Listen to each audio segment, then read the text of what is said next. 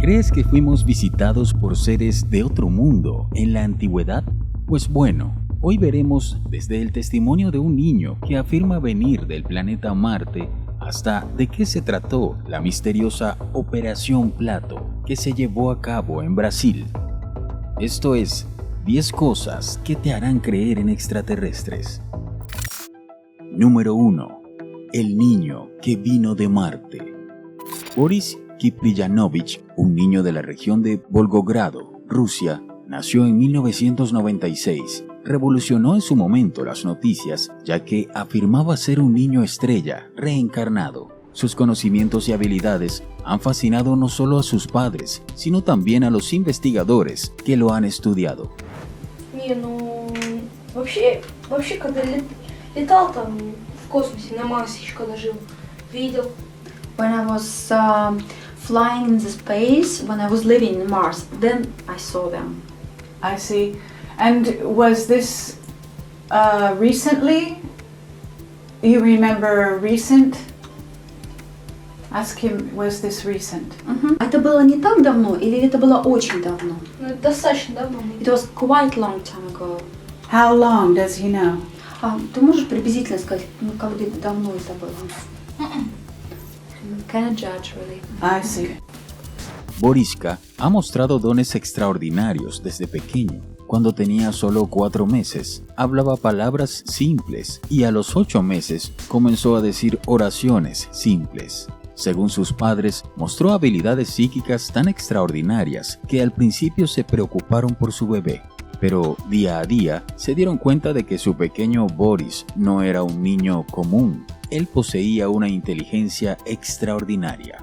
Boriska reveló información tan detallada sobre Marte, sistemas planetarios, otras civilizaciones y extraterrestres que no había forma de que pudiera conocer. Había logrado asombrosas habilidades lingüísticas a la edad de 2 años y comenzó a hablar sobre el universo a la edad de 3. También describió su vida anterior que, según él, fue en el planeta Marte. Boriska says that he doesn't learn astrophysics in school.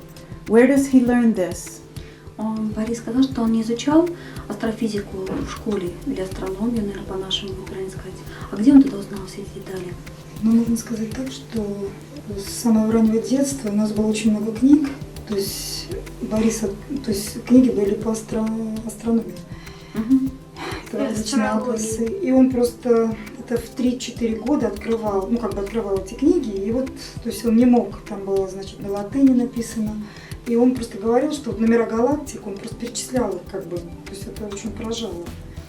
Añadió que la civilización marciana estaba tan avanzada que podía viajar a través de las galaxias. Además, viven bajo tierra ya que el medio ambiente fue envenenado por la radiación en una devastadora guerra nuclear. También afirmó que había visitado la Tierra en varias ocasiones, contando una serie de eventos prehistóricos. Según el niño, había visitado la Tierra durante la civilización lemuriana, una civilización prehistórica que habría existido en el continente perdido de Lemuria, ubicado en el Océano Índico o el Pacífico.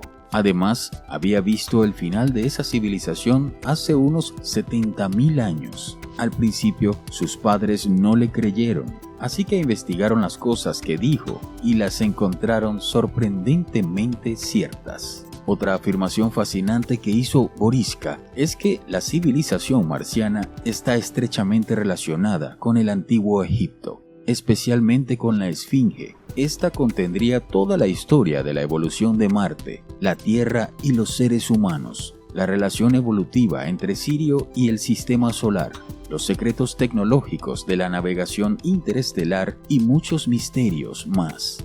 ¿Crees que Boris Kipriyanovich es realmente un marciano reencarnado? Número 2. El huevo cósmico. El huevo cósmico o huevo del mundo es un tema que aparece en los mitos de creación de muchas culturas y civilizaciones. Típicamente, el huevo representaba simbólicamente un comienzo de algún tipo. Las primeras ideas de un cosmos en forma de huevo provienen de algunas de las escrituras en sánscrito y que de la eclosión de este huevo cósmico nació el universo o un ser primitivo. Pero, ¿por qué este mito de la creación está presente en tantas culturas? Los hindúes tienen el mito del huevo dorado. Este cuenta que el universo emanó de un huevo cósmico, el Hiranyagarbha, y de este huevo nació Prayapati o Brahma. La compleja mitología del antiguo Egipto tiene varias historias sobre la creación, pero todas tienen el mismo tema principal: el orden contra el caos y la creación contra la destrucción. Cuenta el mito que, en el primer océano, antes de que empezara el tiempo, el creador descansaba con la forma de una serpiente cósmica denominada Ouroboros, símbolo de eternidad y de la renovación sin fin del tiempo. El dios egipcio Pat surgió de un huevo y salió de la boca de Amon-Kep, la verdadera y perfecta serpiente. La imagen de la serpiente está presente en varias culturas, unidas a la del huevo. La de las serpientes entrelazadas es un ejemplo de que algunos creen que representaba la doble hélice del ADN en la antigüedad. En la mitología china también aparece la cosmogonía del huevo. Esta afirma que al principio no había nada en el universo, salvo un caos uniforme. El caos comenzó a fusionarse en un huevo cósmico durante 18.000 años. Dentro de él, los principios opuestos del yin-yang se equilibraron y Pangu salió del huevo. Este creó la tierra del yin y el cielo del yang. En lugar del cosmos o los dioses, el huevo cósmico podría representar nuestra propia creación y manipulación genética. Número 3. El incidente de Aurora, Texas. El ejemplo más famoso de una historia sobre un aterrizaje forzoso ovni es el incidente de Roswell en 1947. Sin embargo, otro hecho menos conocido es el que ocurrió 50 años antes en un pueblo del norte de Texas. Según el Dallas Morning News, el 19 de abril de 1897 se vio un dirigible en las primeras horas de la mañana en la pequeña ciudad de Aurora, Texas. Tenía forma de cigarro y solo se movía a 16 kilómetros por hora. Los observadores en la ciudad vieron cómo el vehículo se desplazaba lentamente por la ciudad hasta que sobrevoló una granja. Allí la aeronave chocó con un remolino de viento, provocando una explosión. La gente del pueblo fue tras los restos y recuperó al piloto, que estaba muy desfigurado, pero reconociblemente no humano. Además, tenía papeles que estaban escritos en jeroglíficos no identificados. Los testigos informaron que el piloto no era de este mundo. Al día siguiente, el piloto recibió un entierro cristiano y se le colocó una lápida sobre la tumba. Sobre esta se realizó un dibujo del vehículo del piloto. En 2008, los creadores del programa UFO Hunter encontraron una tumba sin nombre que los productores pensaron que podría ser la tumba del piloto. Sin embargo, no se les permitió exhumar la tumba, por lo que no hubo forma de saber si ésta contenía los restos de algún piloto, y mucho menos un piloto alienígena. People said Aurora was known for is the alien invasion of 1890 something, I believe. I can't remember. Actually, when I was a ninth grade student here at Northwest High School, I did a report on that and tried to do some research and went around and talked to some people in the community, and there's people that swear there was an alien there, and he is buried in the Aurora Cemetery. There was supposedly a headstone of the alien out there, and I know there's still to this day a historical marker, and it got stolen. And there's a bunch of conspiracy theories out there that the FBI came and exhumed the body and took it to Area 51, and I don't know.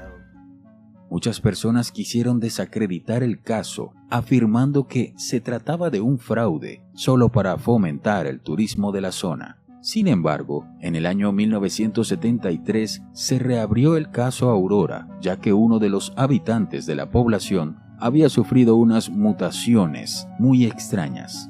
Cuando realizaban un estudio en uno de los pozos de agua, descubrieron que, en vez de agua, uno de ellos contenía un líquido más oscuro, con un alto nivel de contaminación por radiación. Al parecer, los restos de la nave habían sido colocados alrededor del pozo, donde pudieron comprobar que no crecía ninguna planta a su alrededor. Siguieron con la investigación y descubrieron una extraña sepultura con una lápida sin nombre que, curiosamente, tenía los mismos niveles de radiación que el pozo.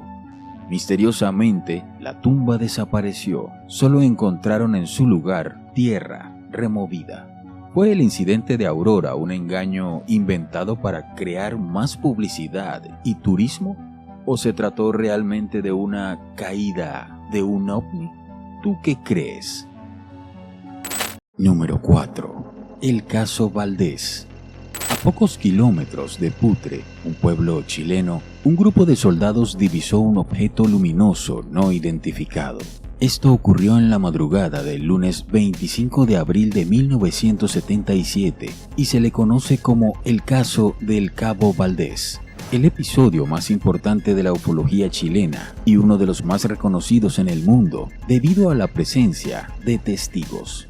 Como suele suceder en esa zona, hacía frío y los soldados se encontraban reunidos alrededor de una fogata. Dos de ellos realizaban la ronda cuando uno apareció de vuelta agitado y le dijo a Valdés, el único militar de profesión, que saliera, que afuera había una luz extraña, estática, que alumbraba todo el lugar. Ya en el lugar de los hechos, vieron un objeto luminoso que descendía y que se perdía detrás de los cerros a unos 1500 metros.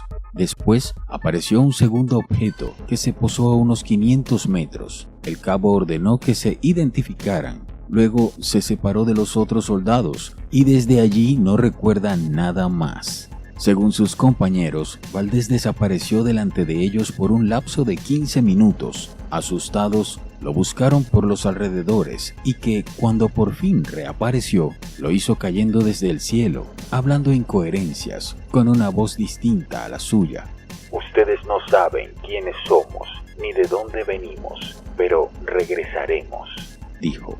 Entonces, ¿hicieron disparo al aire ustedes de prevención? No hicimos ningún disparo al aire. Por lo tanto, no quisimos disparar por el hecho de que posiblemente podía ocurrir alguna cosa. Entonces, seguidamente, después de esto yo me separé de mis hombros unos 4 metros a vista de ellos, y de ahí donde ya yo prácticamente pierdo la película, porque ellos cuentan que desaparecí delante de ellos. Y después, como a los 15 minutos, ellos me buscaron, me llamaron, me buscaron, y es increíble porque a 4 metros de distancia yo no podía alejarme más de 50 metros sin que me vieran. Hubo dos hechos que llamaron poderosamente la atención de los presentes. Aseguran que la barba de Valdés era mucho más abundante y que la fecha de su reloj se había adelantado 5 días. Entonces yo me toco la cara y yo mismo digo, yo mismo fue el que dije, miren, tengo la barba crecida. Sí, mi cabo, y ellos siguieron con el cuento, siguieron en realidad, mi cabo, usted tenía la barba larga, usted se afeitó ayer. La conclusión a la que llegaron es que había sido abducido.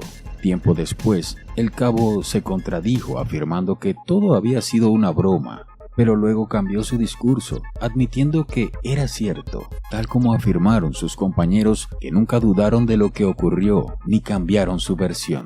Según se cree, Armando Valdés recibió presión militar para cambiar su relato. Por ello, esta historia se resiste al cierre definitivo. ¿Ustedes qué piensan? Número 5. Subastan una foto de un alien de Roswell.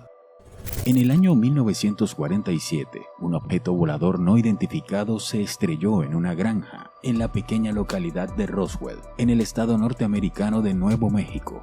Los periódicos no tardaron en mostrar grandes titulares sobre la existencia de ovnis y la presencia de alienígenas en la Tierra. El gobierno, por su parte, ocultó el tema asegurando que lo que se había estrellado era un globo meteorológico. Supuestamente en aquel platillo volador viajaban varios extraterrestres y las autoridades pudieron capturar al menos a uno de ellos. Según testimonios y de acuerdo a varias teorías conspirativas, se le hizo una autopsia cuyos resultados se guardaron con total secretismo. Ficción o realidad, la verdad es que a mediados de los años 90 hubo un acontecimiento que reforzó la historia. En 1995, la filmación de una autopsia de un alienígena generó polémicas y debates. Millones de personas vieron en televisión cómo un equipo forense diseccionaba un cuerpo inerte. En aquel entonces, Todos aseguraron que se trataba de la autopsia de uno de los extraterrestres fallecidos en el accidente de Roswell, y en ese momento se la dio por verdadera. Aquella presunta autopsia se grabó y se archivó con el resto de pruebas del caso.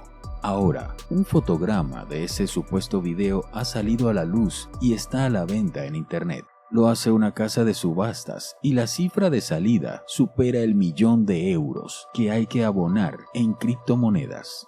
El actual dueño de este fotograma es Raleigh Santilli, un magnate británico de la música que asegura que compró la película completa a un militar retirado en 1995. Dura 17 minutos y, según su testimonio, está autentificada por la propia CIA, según informa el medio británico The Sun. Número 6. Las señales WOW podrían ser extraterrestres. El exdirector de SETI, Search for Extraterrestrial Intelligence, John Gertz, aseguró que hay muchas señales WOW y FRB, que son grandes ráfagas de ondas de radio. Es un fenómeno astrofísico de gran energía de origen desconocido, que se manifiesta como un pulso de radio fugaz que dura en promedio unos pocos milisegundos, las cuales podrían ser originadas por una civilización alienígena. Para Gertz, los extraterrestres ya están aquí en nuestro sistema solar. Además, tras ser consultado respecto a las señales que llegan desde el espacio y han sido captadas por el SETI, dijo que hay muchas que podrían ser de origen inteligente. Para ellos, las FRB son un verdadero misterio, pero son consideradas como potenciales señales extraterrestres. Hace casi 40 años, el radioastrónomo Jerry Eyman estaba rastreando una parte del cielo con la esperanza de detectar alguna señal de una civilización, cuando repentinamente captó algo extraño. Fue una señal increíblemente breve, pero se registró como un pico perceptible, una especie de transmisión momentánea. Sobre un papel continuo, Eyman usó su bolígrafo para rodearla con un círculo rojo y escribió una palabra: WOW. La señal WOW, como pasó a ser conocida, nunca ha podido ser explicada y nada semejante se ha escuchado otra vez. Con respecto a esta señal, afirmó que es lo que llaman una señal transitoria. Son señales que van y vienen, y en SETI han recibido un montón de este tipo. Sin embargo, intentó bajar las expectativas aclarando que, cuando los causares, fuente astronómica de energía electromagnética, fueron descubiertos, también levantaron la sospecha de que fueran señales extraterrestres, lo que luego se descartó. Afirmó que puede que haya una explicación natural, pero ahora mismo es un misterio y la posibilidad extraterrestre es ciertamente una realidad. Número 7. Las esferas de Costa Rica. Unos trabajadores que preparaban un camino en una finca en Punta Arenas, al sur de Costa Rica, se toparon con una esfera enorme de piedra. Cuando llegaron los arqueólogos, descubrieron la esfera precolombina de 1,23 metros de diámetro. Al desenterrarla, comprobaron que se encontraba en perfecto estado de conservación. Nadie sabe qué función cumplían estas misteriosas esferas. Los especialistas aseguran que empezaron a esculpirse alrededor del año 400 a.C. y se ignora qué función tenían, ya que se han encontrado en varios contextos, en grupos de hasta 14 o 15, en áreas abiertas, en las aldeas y en zonas periféricas y en las pequeñas, en contextos cerrados, en tumbas junto a fragmentos de esculturas. Se trata de esferas perfectas que se fabricaban en varios materiales. La mayor parte son rocas de granito, pero también hay de piedra caliza o arenisca. Curiosamente, estos materiales no estaban en la zona de los hallazgos, por lo que sus autores tuvieron que trasladar estos grandes bloques de piedra, utilizando herramientas también de piedra, como martillos, y después se realizaba un trabajo más fino de pulido. Con tantos misterios, es lógico que las esferas hayan dado lugar a todo tipo de teorías. Los antropólogos Ivar Zapp y George Erickson, por ejemplo, aseguran en su obra La Atlántida en América que las esferas indicaban rutas marinas como si se tratara de instrumentos de navegación. Su alineación indicaría lugares tan lejanos como el Estrecho de Gibraltar, en España, las pirámides de Egipto o la isla de Pascua. No faltan teorías que las relacionen con los extraterrestres, ya que los materiales no concuerdan con los que se encuentran en las zonas señaladas. Por otro lado, las tradiciones orales de las poblaciones indígenas relacionan las misteriosas esferas con el dios Trueno, quien lanzaba las piedras contra los huracanes para alejarlos como si fuera una gigantesca cerbatana. Lo más extraño de esto es que se han encontrado esferas similares en todo el mundo. ¿Quiénes realmente construyeron estas esferas? Y más interesante aún, ¿con qué fin? Número 8. Operación Plato. El episodio conocido como Incidente OVNI de Colares hace referencia a la aparición de una serie de avistamientos OVNI que tuvieron lugar en la isla brasileña de Colares, situada en la desembocadura del río Amazonas en el estado de Pará.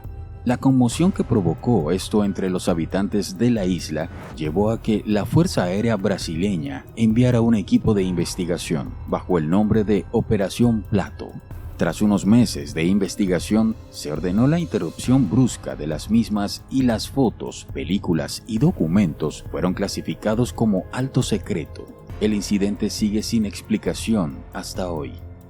Los avistamientos comenzaron en octubre de 1977, cuando un vecino de Colares notó cómo se inundaba su habitación con una potente luz que atravesaba los techos hasta llegar a su piel.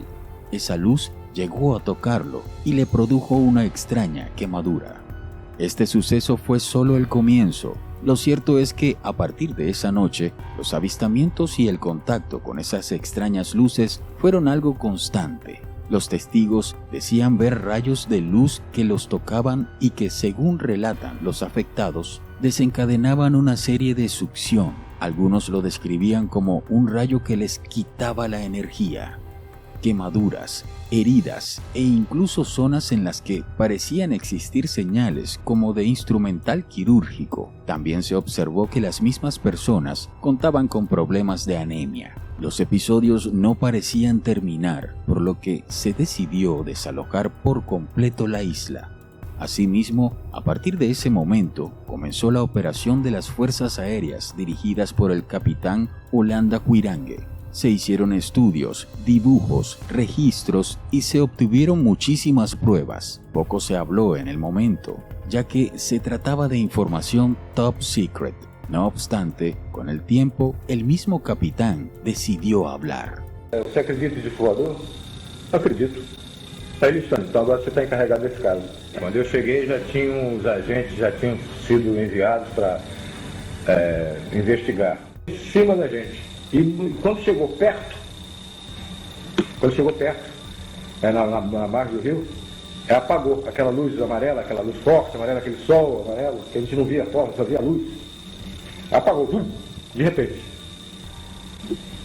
Aí nós vimos uma forma estranha, uma forma de uma bola de futebol americana, aquela bola de ponta. E era uma coisa muito grande, mais ou menos uns 100 metros. E imediatamente após isso, tinha um ser atrás de mim, me abraçando. Até numa situação meio esquisita. O cara me abraçando por trás, eu não gostei muito da história, não. Tá? E tinha um outro na minha cabeceira. Tinha 1,5 metro mais ou menos, tipo, vestido com uma roupa parecida com essa roupa de astronauta. Tinha uma máscara, como se fosse de mergulho, mas o rosto não dá para se detalhar. Não vi olho, forma de olho, vi. E eu estava muito assustado. E aquele bicho atrás me abraçando. Me abraçou, me apertou y faló en mi oído en portugués. Muchos aseguran que el hombre cayó en depresión tras lo sucedido, otros que perdió el juicio. Lo único cierto es que, tras estas declaraciones, Holanda se suicidó. ¿Qué es lo que ocurrió realmente en la isla? ¿Se trató de un contacto real entre seres extraterrestres y los isleños? ¿O fue acaso un experimento gubernamental? ¿Tú qué piensas? Número 9. Jack Sarfati y los ovnis Tic Tac.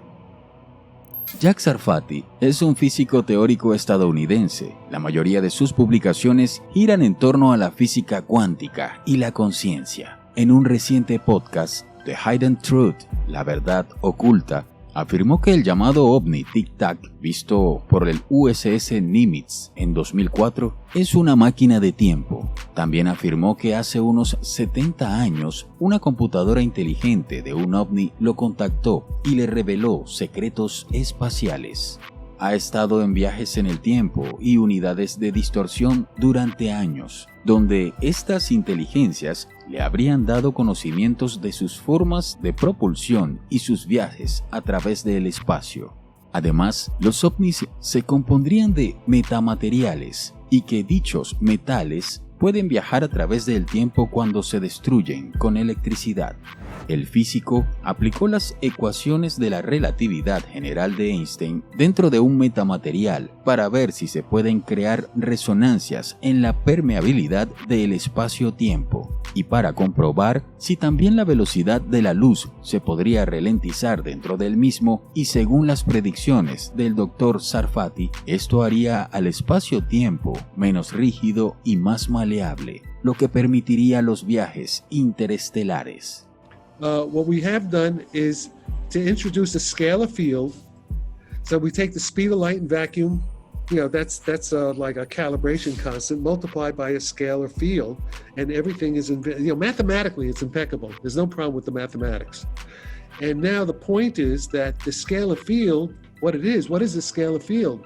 It's constructed out of the electromagnetic susceptibility response of the materials, and the metamaterials have very extraordinary electromagnetic responses.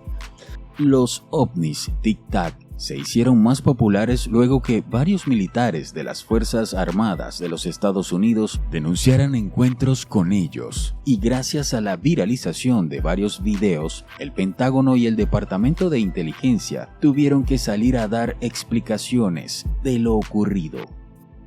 Número 10. Robert Limos, el pintor de extraterrestres. Robert Limos, un pintor español que estaba en Brasil, una tarde salió a caminar, se sentó en unas dunas y se puso a dibujar. Levantó la mirada y lo que vio delante suyo fue una gran nave espacial que emitía luces.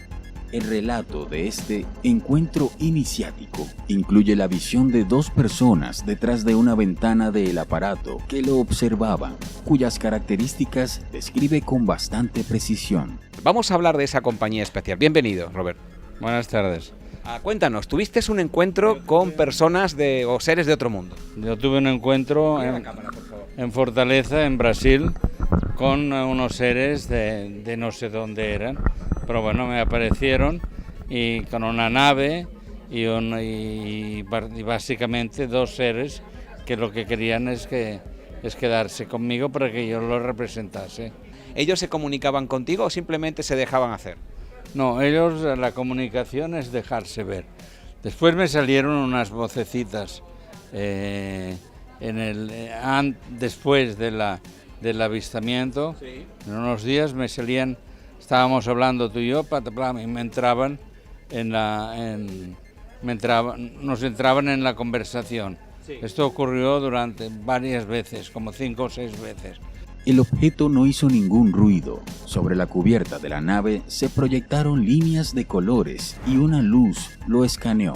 De debajo del aparato surgió un observatorio con una ventana rectangular. Detrás había una pareja, hombre y una mujer. Los seres tenían la piel escamosa en colores tostados y verdes, tipo reptilianos, ojos grandes, unas orejas pequeñas, rojas por dentro y negras por fuera. El pintor contó que jamás sintió miedo y que la comunicación con estos seres fue telepática. Ellos le pidieron que los pinte, que se dejaron ver para que sean representados en sus obras. Si bien Limos no los volvió a ver, sí tuvo experiencias extrañas posteriores al encuentro. En varias ocasiones escuchó sus voces durante llamadas telefónicas, por ejemplo. Los seres le manifestaron que siempre han estado aquí desde hace miles de años, pero su presencia fue más activa después de la Segunda Guerra Mundial, cuando el impacto de las bombas bombas y armas nucleares tuvieron repercusión en el universo. También le afirmaron que no se harán presente masivamente, ya que la humanidad vive en la dualidad todavía. Tienen buenos sentimientos, pero al mismo tiempo dejan morir personas de hambre y en las guerras. Robert Limos no es el único testigo que recibió mensajes de este tipo. Más personas alrededor del mundo relatan haber tenido encuentros con seres que le manifestaron su preocupación por la humanidad y que, al igual que al protagonista de esta historia, les cambió la percepción del mundo y del universo para siempre. Después de haber visto este episodio, ¿todavía tienes dudas de que hemos sido visitados por seres de otros mundos en la antigüedad y que todavía hoy lo siguen haciendo? Y ahora, un fuerte saludo a nuestros investigadores GS. Un saludo cordial para Abigail Osorio Garrido, Rey Rojas Telo, Felipe Salazar, Juan Cruz Rondina, Ulises López, Juan Carlos Mora Ruiz, Dylan David, Ivonne Uribe, María Espíndola, Cintia Salas, José Tres Eduardo, Tolimán Sa de CB, Herbert López, Tim Zombie, Carlos Díaz, Cristian Vilela, Dagmanson, Danny Meyers, de la Iglesia Franco, Ángel Nieves y finalmente para Jaycibeth Flores. Si quieres tener un saludo cordial a final de los videos, únete a nosotros y accede a este beneficio. Además que contarás con videos exclusivos, videos anticipados y mucho más. Te espero ahí.